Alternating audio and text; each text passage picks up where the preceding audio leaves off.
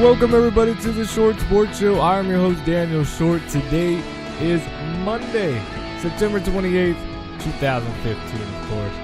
And what a great week of college football and the NFL. Unless you're a Steelers fan, I understand there's some doubts and some questions, but you got Mike Vick. Hey, at least you can say you don't have Josh McCown, Luke McCown, or Brandon Weeden. All right, you got Michael Vick. That's a great backup right there. We have just overall just a great week of football in both college football and in the NFL. Overall, just really fun games to watch. I mean, I enjoyed all the games I was able to watch, and I'm going to continue to watch even more games as whenever YouTube decides to download more. But what did I say about Michigan? I told people Michigan would win. No one believed me. Everybody thought BYU would win, and I understand why BYU is a ranked team. They've done some great things, but I mean, you think about it, BYU is one play away from being quickly being an 1-3 team, maybe 0-4. Probably 1-3 team. I mean, they're 2-2 right now after the loss to Michigan. But Michigan, great first half. Second half, that is not going to win you. That's not going to win you games the way you played in the second half when you play, Michigan State and Ohio State. Now, Michigan, I am relying on you to get those W's, to beat both of them. But I don't know if you guys saw. I mean, we're going to jump back into other things, but Michigan is favored more to win against Michigan State than they are against Ohio State. I see it as the opposite. I think Michigan State is the much better team than Ohio State is. And I think Michigan has a better chance of beating Ohio State than Michigan State. But we'll just have to see. Those are going to be great games up later to the season. But again, we're going to talk about some college football games here in just a second. This is the recap show. So we really all we do is just talk about college football. We talk about all the games that happened this past week in college football in the top 25, and then as well as the NFL games, which we'll get to in just a second. We will talk some NFL news, just quick news, the biggest news of all, and then we'll hop into the college football games. And, of course, that is Big Ben is now out 4 to 6 weeks with a sprained MCL in his left knee. Thankfully, the MRI did not show an ACL tear, but Roethlisberger does have a bone bruise. And before the injury, Big Ben was 20 of 24, 192 yards, and 1 interception against the St. Louis Rams. Now, Mark Barron, who was the guy that injured Big Ben, said that he had tripped on someone's foot, an offensive lineman maybe, tripped on their foot. When he came down, that's when he hit his leg. He doesn't even know what part of the leg it is. Obviously, it's his left knee, but he did not know, and it wasn't intentional to hit the knee. Because we all remember back in 2008 when Tom Brady, obviously being the quarterback for the Patriots, played against, the Kansas City Chiefs, and ended up tearing something in his knee, and it was a low shot. Then there became another rule from Tom Brady that you could not hit a quarterback low in the knees, and so, which I mean is still a smart rule, but still I'm losing respect for Tom Brady because of this Deflategate that happened. But anyways, so now the NFL will look to see if Mark Barron intentionally went after his knees, not to cause an injury, but just to take him down, and obviously that's against the rules. They go below the waist, below the knees. But then, Michael Vick went in for the Pittsburgh Steelers. Again, he's his backup quarterback. He went 5 for 6, 38 yards, no touchdowns, no picks. Honestly, if you look at everybody's backup, Steelers have the best situation. You have Michael Vick, a starter, and obviously majority of his career. And during what we saw in the preseason, he was pretty good. He was pretty freaking good in the preseason, as throwing just beautiful dimes to Martavius Bryant, who will come back. What are we, week 3? So he'll come back. No, he'll come back in 2 weeks, week 5. I forgot. He'll come back 2 weeks from now. So you'll have that Vic to Martavius Bryant connection here pretty soon. You have Le'Veon Bell back. So, if I'm a Pittsburgh Steelers fan, I'm not too worried. I'm more worried about how Big Ben is going to do, how he's going to recover and stuff. But I'm not worried about the team per se. I'm not worried about, are we going to go on a 4 to 6 game losing streak because now we don't have Big Ben. I think Mike Vick is capable of winning these games. I guess real quick, we can just go ahead and just look at their schedule while I can pull it up here since we're talking about them. The next 4 to 6 weeks that Big Ben could possibly be out. Next week, they have the Baltimore Ravens. I believe that is a Thursday night game, October 1st. Am I right? Yeah, that has to be. Thursday night game. So Mike Vick, that's a little bit bad timing, and that you have to now play a Thursday night game and have to get Mike Vick adjusted really quickly. Obviously, he knows the playbook. That's the good part. But playing such a quick game is a struggle. But it is at home. It's in Pittsburgh when they take on the 0-3 Baltimore Ravens, who have not really looked that good this season. Then you go on the road to San Diego for a Monday night game or a Sunday night. They don't put the dates. A Monday night game in San Diego, which, San Diego hasn't really looked the best. As a Chargers fan, we've looked terrible against the pass. So Mike Vick and Martavius Bryant can get at it. Martavius Bryant comes back October 12th, Monday Night Football in San Diego. Mike Vick and Martavius Bryant will be fun to watch. Then you have this Arizona Cardinals. That is going to be a tough game. That is, again, thankfully in Pittsburgh on a Sunday. And then you have at the Kansas City Chiefs, home against the Bengals, and then possibly the return this would be the latest mark of 6 weeks against the Oakland Raiders. But the schedule does get easy. The only tough game they really have, the only two tough games they have are the Cardinals and at the Chiefs, which is a tough place to play. Ravens game, I guess you could say it could be tough, mainly because it's just a short week that you have to play this game. Even though the Baltimore Ravens are 0-3, they're not they're a terrible 0-3. They're just not putting everything together 0-3. The record could be misleading. But the Cardinals are looking absolutely top notch right now. But Mike Vick, I think he's going to be fine. I think he's going to be just fine going in there.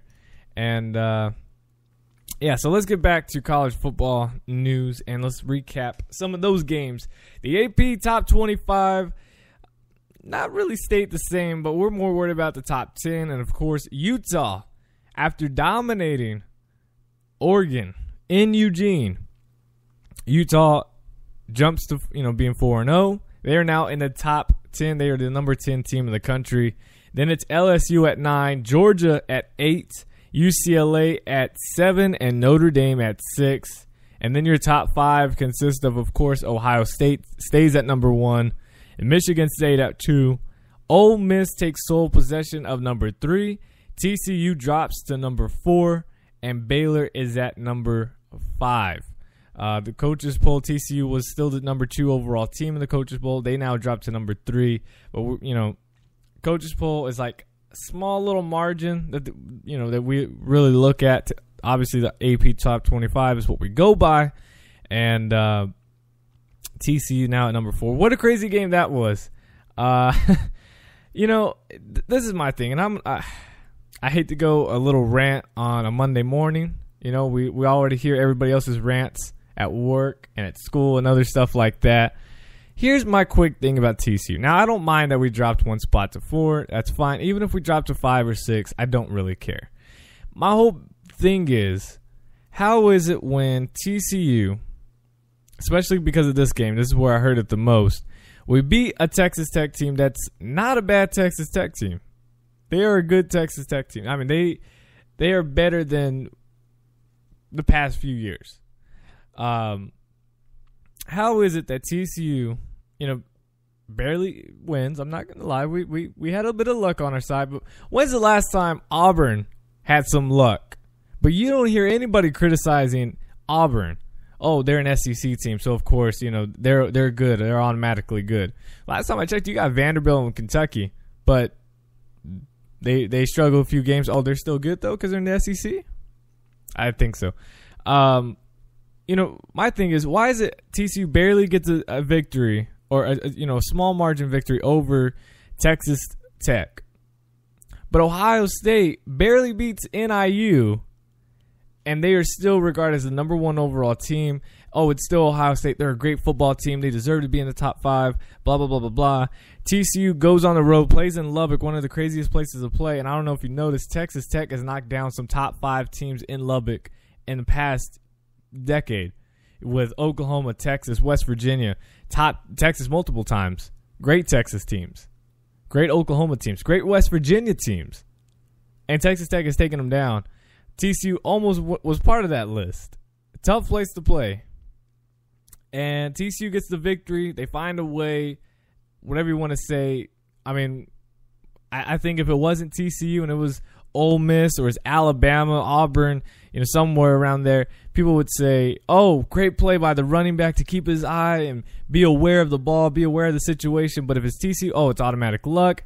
They just squeeze by. They're terrible. They don't belong in the top 5. All this I don't understand why TCU gets attacked so much. I really don't. We've done what people say we couldn't. I don't. It's funny to me. It really is.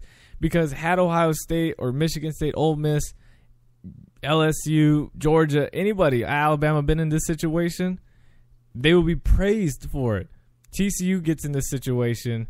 They're not who we thought they were. They're not that good. They just got lucky. I'm just saying. I know TCU is not the greatest team in college football. We had a whole lot of hype. Our defense is. We've now lost 11 total players, 11 total starters this year. 8 on defense, multiple on defense and some now on offense. I don't know I know we lost 1 receiver for the year now. I don't know if the other one's still out, so not going to put out all the numbers, but just embarrassing about the injuries. It's tough. I'm just saying, I thought that was, need to put it out there, let people know. I understand why other people, or why it's okay for others. I don't know. That's just my thing. Let's go ahead and go through some of these games. Stanford, Oregon State. That was on Friday, and Stanford put a licking on Oregon State. I had picked Oregon State. I was thinking an upset might happen. It did not. I was just trying to keep hope alive. I thought Oregon State really could. Seth Collins, 20 of 36, 275 yards, and a touchdown. But Stanford's Christian McCaffrey absolutely dominated the game. 30 carries, 206 yards. No stopping Stanford right now. They finally found an offense. It's impressive. You got LSU at Syracuse. Syracuse goes down 34-24. They couldn't contain Leonard Fournette, who I now believe is the Heisman front runner. Like, he is the guy. It is his Heisman to lose. What he does and his skill, it's unbelievable. Now, I waited a long time for this. I waited a long time to give him anything because how highly regarded and hyped he was coming out of high school, being a number 1 overall player. We've seen so many of that, and then they just kind of flake out in college. And when you're talking about a Heisman, you're talking about the best player in college football. Leonard Fournette is doing his thing and is looking like one of the best players in college football, if not the best. So right now, I'm definitely believing in him and believing the hype surrounding him because Leonard Fournette is just an absolute beast. I know it was Syracuse, but what he does against other teams and how he just powers through you, that's the type of running back I love to watch. And Leonard Fournette is that. 26 carries, 244 yards, and 2 touchdowns as number 8 LSU, which is now number 9. They actually dropped the spot. 34-24 to Syracuse. Number 20 Georgia Tech cannot get it going. They lose to Duke on the road Final score of 34-20. Duke is now improving to 3-1. And then Georgia Tech now drops to 2-2 and 0-1 in conference play. What happened? I mean, you go and dominate your first two games. I know they were weaker opponents. You score about 70 on both. You play Notre Dame. You played them well. And lost the game. It's okay. And then you go on the road to Duke and you lose. This isn't a game you lose. I mean, had you beat Notre Dame and then you lost this one, then it's kind of typical. You got over, you're really pumped up about that game. You had a letdown. But you didn't win against Notre Dame. You lost, and now you lose to Duke, which, no disrespect to Duke. They've had a great program the past few years. I just thought Georgia Tech, and I believe a lot of people thought Georgia Tech would be able to bounce back and take some of their anger out on Duke and maybe win this game about a 42-20 type of victory. Not so much. Justin Thomas, quarterback for Georgia Tech, 6 of 21 and 143 yards and a touchdown. Not so good. Nick Chubb dominates the game against Southern. It was Southern. I remember when we were doing our picks, I was like, what is this? Texas Southern? It's just Southern University. I don't know. I've never heard of them before. But Georgia gets the W 48-6 as Nick Chubb has 15 carries, 131 yards, and 2 touchdowns. Again, Michigan gets the W over 22 BYU in a 31-0 victory. Michigan, let's talk about Michigan real quick. They have some momentum with them. After losing the game to Utah first week, now it's like, okay, Utah, they're for real. We know who Utah is. They're a top 10 team. And making some, conversations about being a top 4 team, depending on what they do. So they only and Michigan only lost by a touchdown to Utah in week 1. It was 24-17 was the final score. Not bad. And that was on the road at Utah. Not bad. Then Michigan dominates Oregon State 35-7. They dominate UNLV 28-7. Then you dominate BYU 31-0. And then next week, you're on the road at Maryland, who sucks. This is setting up to be really good for Michigan and how they quickly can shoot up in the rankings. Because you check this out. They got Maryland. They have to dominate them.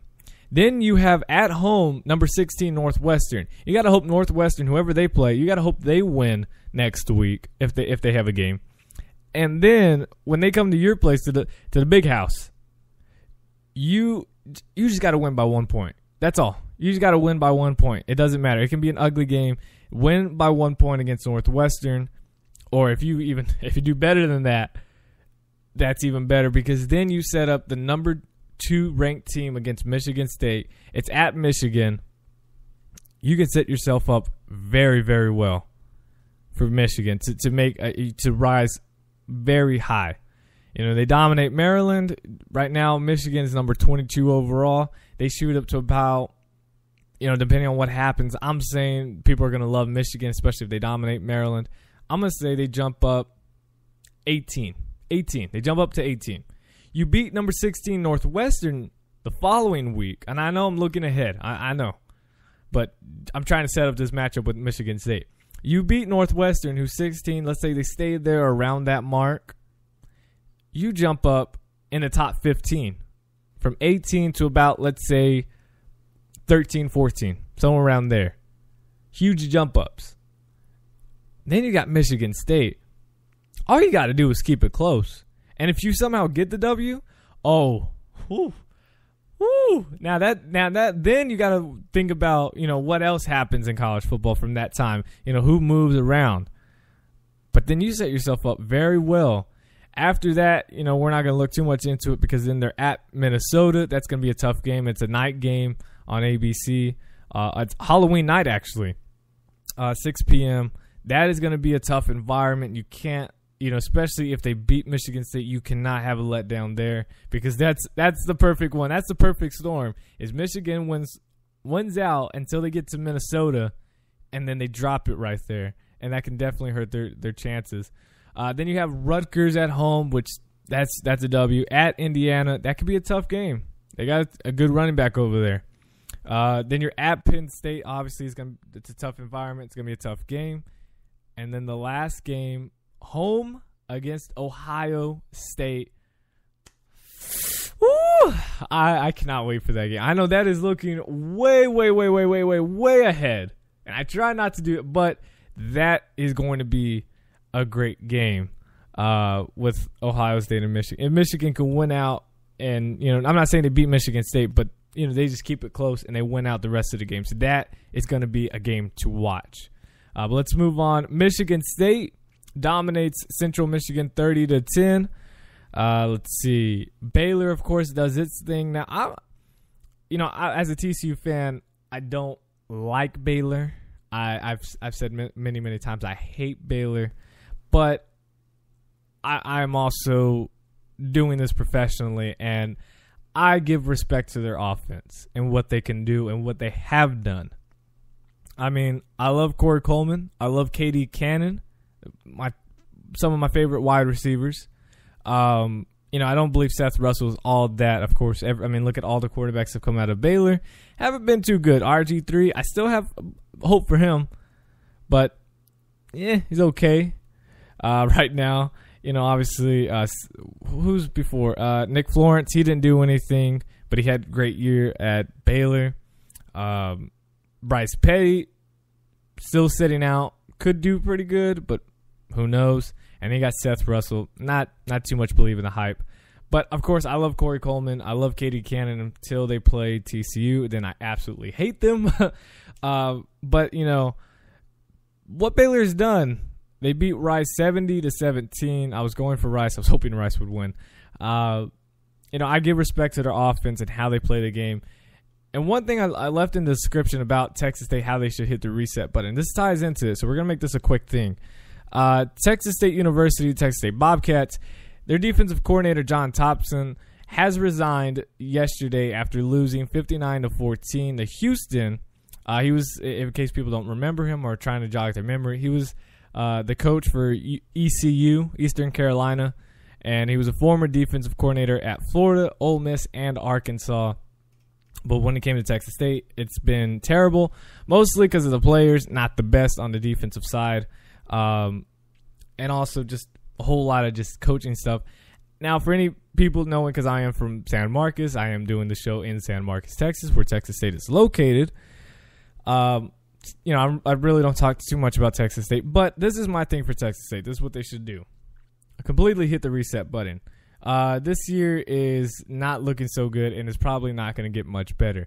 Texas State would be lucky to win another 2 to 3 games this year and be at that, which would lead them most likely to a 4-6 or 3-7 type record. No bowl game once again, but obviously you didn't win 6 games. This is the thing. Hit the reset button. Basically, Coach Franchione, thank you for what you've done. You built a strong foundation. It's time for you to retire. Time for your Texas State to move on.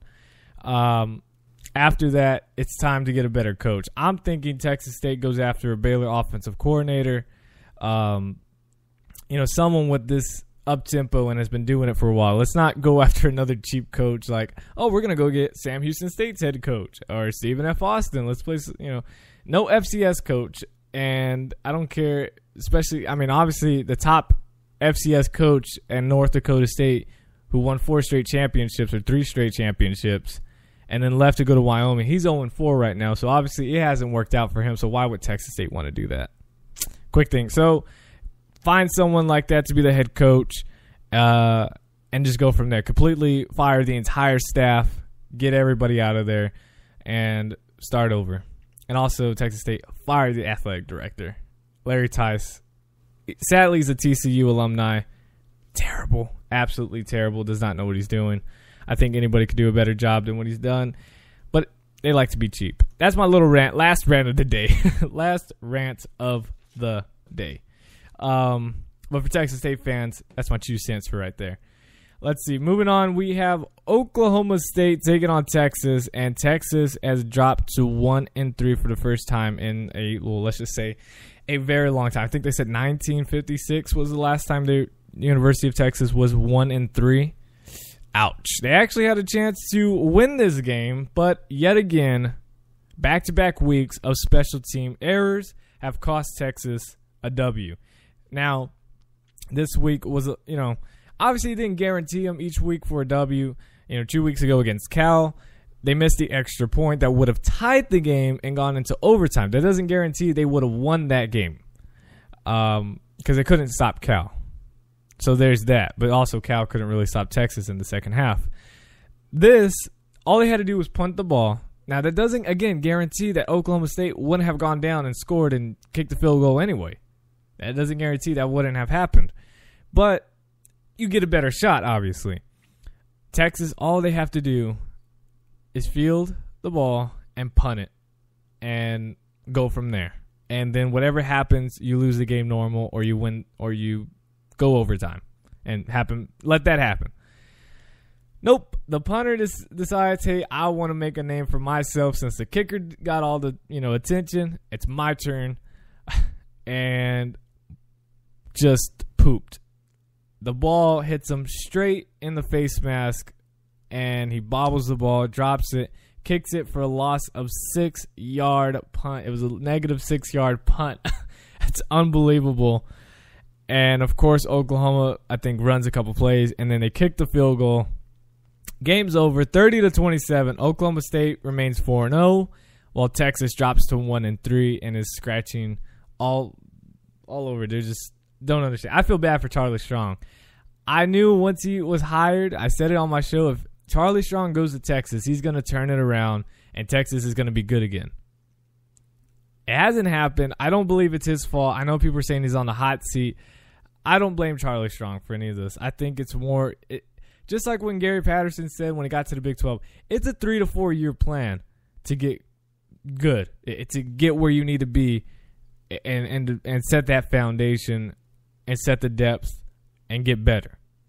He was right. 3 years, we went 12-1, won and dominated Ole Miss and won the Peach Bowl. 4th year, yet to be seen right now. But it's a 3 to 4 year plan. I think it's the same with Charlie Strong. But Texas, of course, they want to be great every single year. They expect to be great every single year. They're almost great every single year. So it's hard to see Texas be 1-3 and be struggle, go 6-6, go 6-7, 7-6, all these type of ugly records. But you've got to understand it's a 3 to 4 year process. Right now for Texas, because how screwed up they were, it might be a 4 to 5 year process. I don't blame anything on Charlie Strong. I think his coaching is there. I believe he has the right mentality. He's getting these kids to truly think about things that Texas wasn't thinking about. It's just going to take some time. That's all it is. And I don't want Texas to get, be that good because, TCU's already got a battle with Baylor and A&M for recruiting, and Texas still gets top recruits because they are Texas. Less teams we got to worry about, the better. But at the same time, to hear a great coach be attacked because of stupidity and not thinking about the real things, I got to go out and help him out a little bit. I'm a nobody to Charlie Strong, but I'm gonna help him out just a little bit because he understands this is a 3 to 5 year process, and people just need to chill out at Texas. They need to chill out. And if they fire him, then you know what? He needs to say, hey, look, I did my part. You guys are the ones that screwed up. And he's going to turn some other program around. Hey, Charlie Strong, come to Texas State. That'd be awesome. I'd be in favor of that. You're just not going to get paid a whole lot because Texas State's cheap. But, whatever. Let's see. Moving on. Western Michigan kept it close in the first half, but Ohio State did Ohio State. And Cardale Jones, 19 of 33, 288 yards, and 2 touchdowns. Ezekiel Elliott, 16 carries, 124 yards, and a touchdown as Ohio State beats Western Michigan 38-12. How about this weird game of Notre Dame and UMass? I don't understand how it was so close in the first half, and the next thing you know, Notre Dame just explodes. It was like 35 20-something, or I think it was 35-20 at halftime. And then next thing you know, I look at the score, and it's 62-27 is the final for Notre Dame. It's like, Okay. All right. Notre Dame got a little angry. But good win for Notre Dame, especially because if they had won just barely 35-27 or 42-37, that would have been very, very bad. Alabama beats Louisiana Monroe, shuts them out 34-0. TCU did its thing, of course, 55-52. Josh Doxson, 18 receptions, 267 yards, and 3 touchdowns. He's a college football leading receiver right now by a good chunk, and awesome. And Trevon Boykin did his thing, 34-54, 485 yards, and 4 touchdowns. Texas Tech, though, y'all legit. Y'all are legit. Y'all did a good job. I mean, I know TCU's defense ain't all the way there, but I'm going to give credit where credit is due. And Texas Tech, please wreck them. Please wreck Baylor. I am rooting for Texas Tech so much. I've never rooted for Texas Tech in my life, but I am rooting for them. And this is good. Texas Tech, they're upset. They're angry. They lost. They let this game slip away. They understand that. And then they get a Baylor team that hasn't played anybody, and especially nobody like Texas Tech. And I hope Patrick Mahomes is okay. He really impressed me.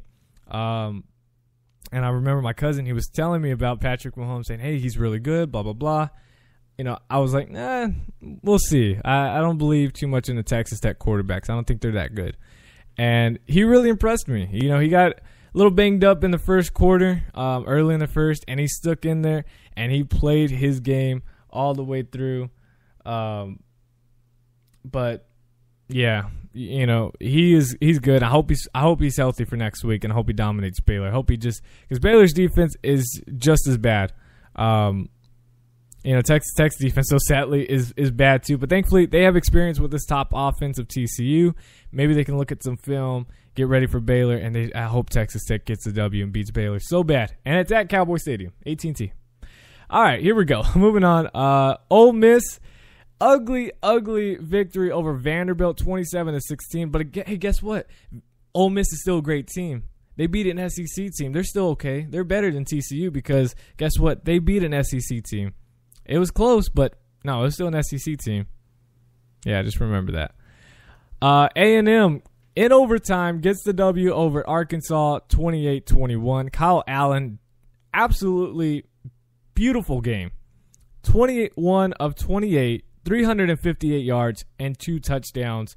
Christian Kirk, you were so close to going to TCU. You were so close. He picks A&M, and what a standout this guy is. 8 receptions, 173 yards, 2 touchdowns. Christian Kirk, you are amazing. And he's just a freshman. I wish he had gone to TCU, but absolutely unbelievable. And he is the next big star for A&M. Christian freaking Kirk. And what did I say? Kentucky was going to beat Missouri, and they do. Patrick Towles, 22 of 27. Towles, sorry, not Towles. 22 of 27, 249 yards, and 2 touchdowns for Kentucky as they get the victory, 21-13. UCLA goes on the road at Arizona, where College Game Day was, and dominates Arizona 56-30. Absolutely blowout. Josh Rosen, 19 of 28, 284 yards, and 2 touchdowns. Nick Wilson did all he can for Arizona, 24 carries and 136 yards. Wisconsin shuts out Hawaii, 28-0. Northwestern barely hangs on to beat Ball State 24-19. And of course, Utah dominates Oregon in Eugene 62-20. It was 27-13 at halftime, somewhat close, and then Utah scores 28 points alone in the third quarter while shutting out Oregon. Just unbelievable. And then USC dominates Arizona State 42-14. Cody Kessler, 19 of 33, 375 yards, and 5 touchdowns. Imagine had he completed more passes, his yards would have gone. Adoree Jackson, though, 3 receptions, 131 yards, and a touchdown. That's good.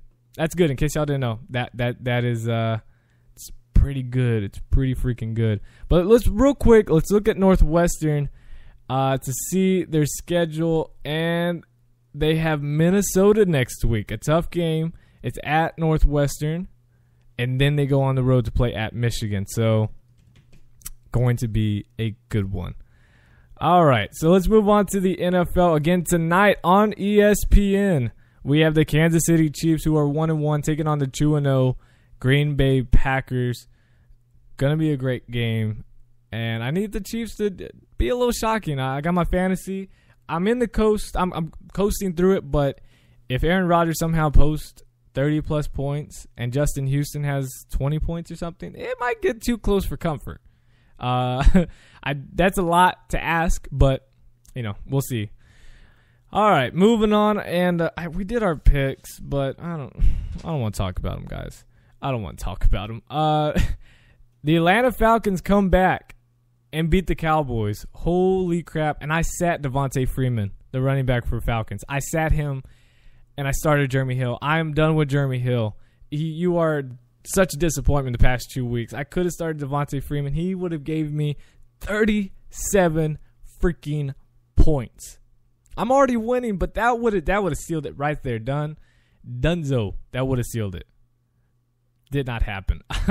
But the Falcons come back to stay undefeated, 3-0, and the Cowboys go 2-1. You think about it. Brandon Weeden, his name slipped out of my head. Not a bad game in the first half. First Cowboys quarterback to ever go to have 21 straight completions from last week's game to start off this week.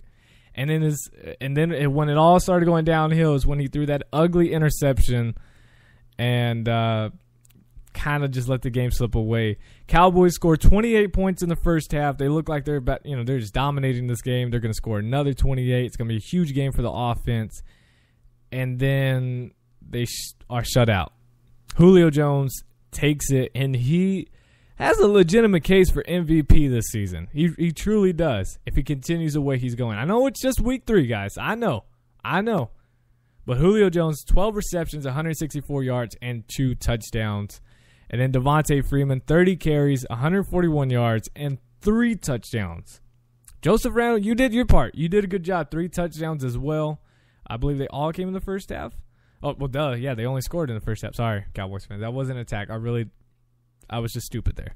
The Indianapolis Colts finally get their first victory of the season, scoring 21 points in the fourth quarter, beating the Tennessee Titans 35-33. But Marcus Mariota still doing an excellent job as a rookie. 27 of 44, 367 yards, and 2 touchdowns. Hey, you did your part. Just Colts rallied their part. The Raiders beat the Browns, no surprise. The Raiders 2-1. 2-1. The Raiders. Oh! Amari Cooper, 8 receptions, 134 yards. Rookie of the year, ladies and gentlemen. And then Josh McCown. God, you had one job, and that was to suck, and he didn't. And he didn't complete drive, so I guess he still sucked. But he went 28 of 49, 341 yards, and 2 touchdowns, and that's not helping Johnny Manziel take the starting job. The Cincinnati Bengals, somehow, again, guys, I have the spread right here. The Cincinnati Bengals were a 2.5-point underdog to the Baltimore Ravens. Now, no disrespect to Baltimore Ravens, but Cincinnati is good. I don't know if you knew. I don't know if anybody knew, but Cincinnati is good, and Andy Dalton is on pace for having a record-breaking year this year. He's dominated every game he has played in, and so has A.J. Green. If they can just get that running game a little bit more, this team is good. They win 28-24. Andy Dalton, he was 20 of 32, 383 yards, and 3 touchdowns, 1 rushing. A.J. Green, 10 receptions, 227 yards, and 2 touchdowns. Cincinnati is good. 3-0, and on top of the AFC North. And then the Patriots, who were a 13.5-point favorite. The Patriots. I gave hope to Jacksonville. I said Jacksonville would beat the spread. I am never, ever betting. I didn't bet. I just picked them on spread because everybody else started to do it. I'm never betting. I'm never going to bet because I would have lost so much money. I said Jaguars would beat the spread. I didn't say they would win. I just said they wouldn't lose by 2 touchdowns. I thought they would, shock a few people. Final score, 51-17. Holy crap. Tom Brady, 33 of 42, 358 yards and 2 touchdowns. LeGarrette Blount, 18 carries, 78 yards, 3 touchdowns. And Rob Gronkowski, the Gronkinator, 4 receptions and 101 yards. Unbelievable. Patriots undefeated. Saints have yet to win a game. They lose to the Carolina Panthers, and Panthers are undefeated. 22-27, Panthers win.